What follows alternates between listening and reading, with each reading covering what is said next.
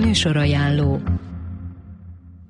A Kossuth Rádió megváltozott műsorstruktúrájában egy ideig hangjátékok hallhatók. Jórészt olyan műveket játszunk le, melyeket az elmúlt 16 évben önök nem hallhattak, mert az alkotókat nem kívánatosnak ítélte a hatalom.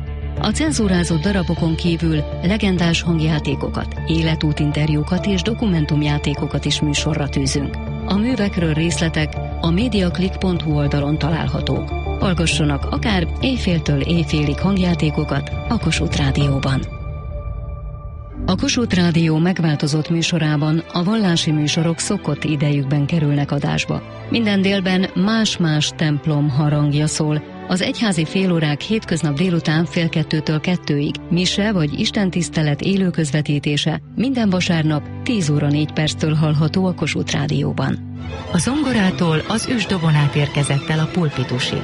A sugárzást, amit a lényeg a karmesteri pályának, azt tanulni, azt nem lehet. Legnagyobb kitüntetésének kollégái elismerését tartja. Saját bőrökön érzik azt, hogy a karmester hol ront és hol javít. Medvecki Ádám tiszteletére.